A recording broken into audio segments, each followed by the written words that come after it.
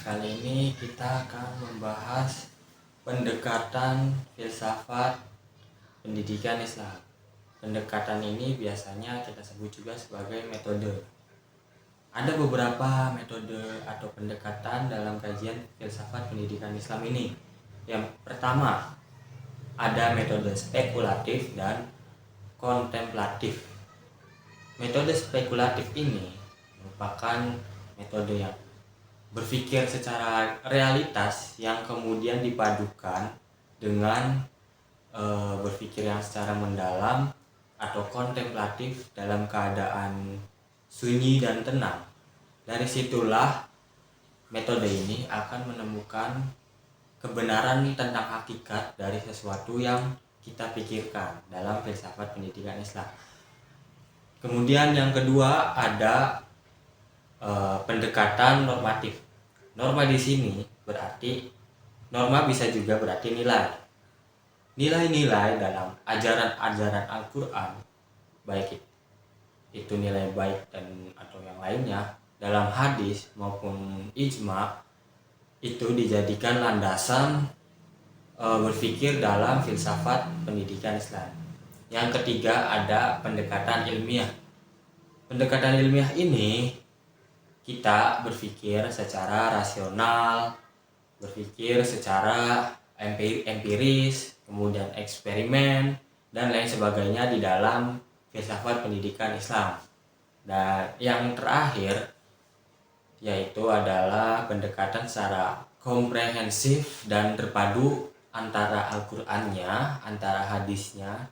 Baik, di sini saya akan menjelaskan ontologi pendidikan Islam. Secara bahasa, ontologi berasal dari bahasa Yunani yang diuraikan menjadi ontos dan logos. Ontos yang berarti yang ada, dan logos yang berarti ilmu. Secara sederhana, ontologi merupakan ilmu yang berbicara tentang yang ada. Secara istilah, ontologi adalah cabang dari ilmu filsafat yang berhubungan dengan hakikat hidup, suatu keberadaan yang meliputi keberadaan, segala sesuatu yang ada dan yang mungkin ada. Ontologi merupakan salah satu cabang filsafat yang ingin mencari dan menemukan hakikat dari sesuatu yang ada. Sesuatu yang ada itu dicari oleh manusia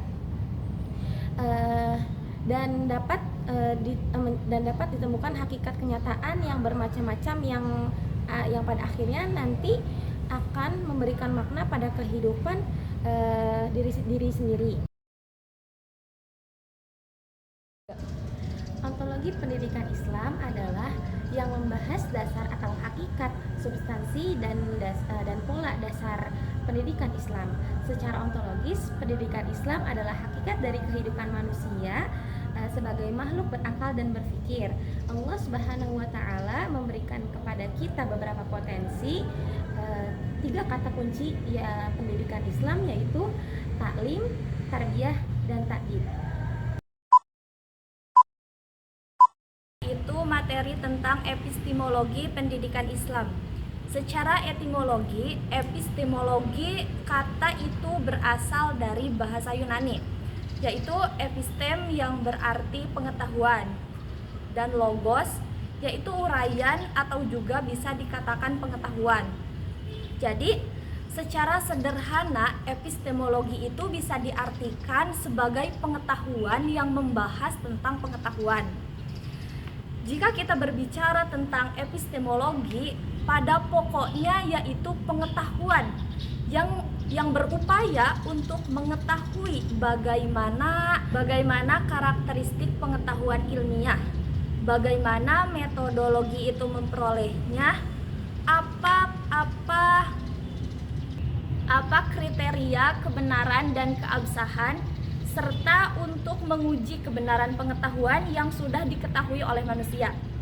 Jadi bisa disimpulkan secara sederhananya bahwa epistemologi itu adalah sebuah pengetahuan yang membahas tentang metode dalam mengetahui dan mentransfer pengetahuan. Dikarenakan suatu pengetahuan itu adalah yang paling pokok, paling utama dalam suatu pendidikan. Di sini saya akan menjelaskan aksiologi pendidikan Islam. Jadi, aksiologi itu berasal dari bahasa Yunani yaitu axios yang memiliki arti venue atau nilai, dan logos memiliki arti ilmu. Jadi jika disatukan axios dan logos menjadi aksiologi, itu memiliki arti sebagai teori nilai. Nah, adapun aksiologi ini merupakan cabang filsafat ilmu yang membahas atau membicarakan tentang tujuan ilmu pengetahuan itu sendiri dan bagaimana cara manusia itu menggunakan ilmu tersebut. Nah, dalam hal ini hal yang ingin dicapai aksiologis yaitu adalah hakikat dan manfaat dalam menggunakan suatu pengetahuan tersebut. Sekian, terima kasih.